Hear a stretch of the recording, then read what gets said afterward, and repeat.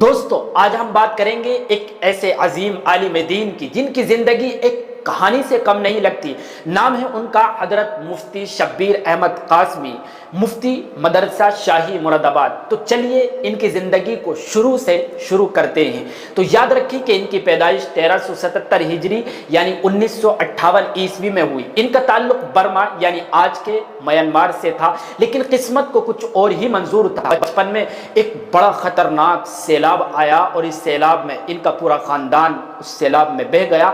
صرف ایک بچہ بچا، وہ بچہ تھے حضرت مفتی شبیر احمد قاسمی حفظہ اللہ۔ اب ذرا سوچیں، ایک بچہ تنہا بے سہارا، اور پھر بھی اس بچے نے ہمت نہیں ہاری۔ وہ کسی طرح ہستینا پور ڈسٹرکٹ میرٹھ پہنچ گئے۔ یہاں ایک مدرسے میں ایڈمیشن لیا، دینی تعلیم کی شروعات کی۔ ان کی بنیادی تعلیم مدرسہ قاسمیہ تعلیم الاسلام میرٹھ میں ہوئی، اور مزے کی بات یہ ہے کہ شروع سے فارسی سے لے کر شرع وقایہ تک انہوں نے تمام کتابیں ایک ہی ٹیچر کے سامنے پڑھی ہیں، یعنی حضرت مولانا سمیع اللہ صاحب نور اللہ مرقدہ سے۔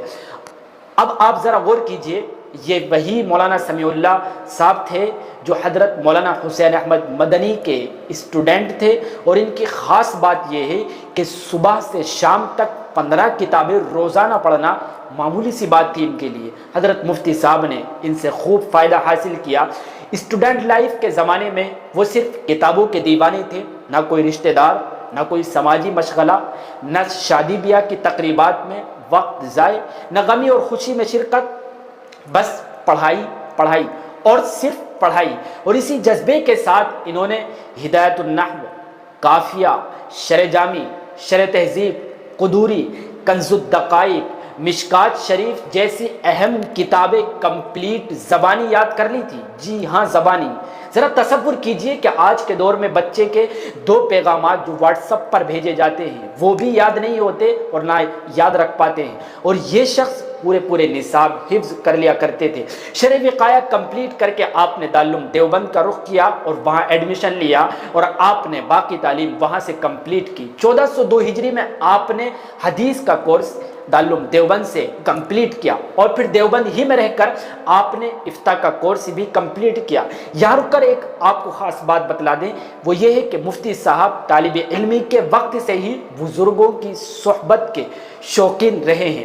حضرت شیخ زکریا اور حضرت صدیق احمد باندوی صاحب سے آپ کی خوب صحبت رہی ہے، بلکہ حضرت صدیق احمد باندوی تو آپ کے سرپرست ہی بن گئے تھے، اور جب تک زندہ رہے کنٹینیو مسلسل آپ کی سرپرستی فرماتے رہے۔ افتاء کے ٹیچر میں حضرت مفتی محمود حسن گنگوہی، مفتی نظام الدین صاحب، مفتی ظفیر الدین مفتاحی اور حضرت مفتی حبیب الرحمن صاحب خیر آبادی، یہ سب بڑے نام آپ کے اساتذہ میں شامل ہیں۔ 1403 ہجری میں آپ نے افتاء کیا، اور 2 سال دارالعلوم دیوبند میں اسسٹنٹ ٹیچر کی حیثیت سے آپ نے خدمات بھی انجام دی ہیں۔ پھر مدرسہ شاہی مراد آباد میں آپ کا سلیکشن ہوا، اور تب سے اب تک آپ یہی تدریسی یعنی پڑھنے پڑھانے اور فتویٰ لکھنے کی خدمات میں مصروف ہیں۔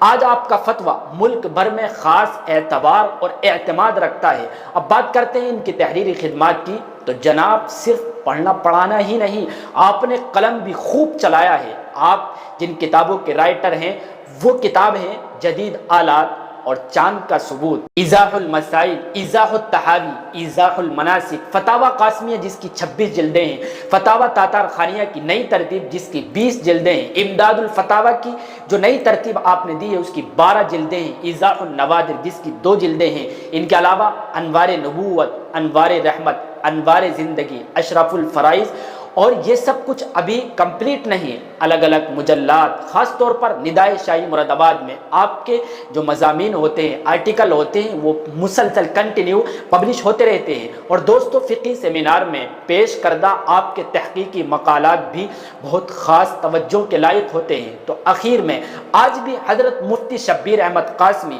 مدرسہ شاہی مراد آباد میں تدریسی اور تصنیفی خدمات انجام دے رہے ہیں، اور امت کے علمی سرمایے میں اضافہ کر رہے ہیں۔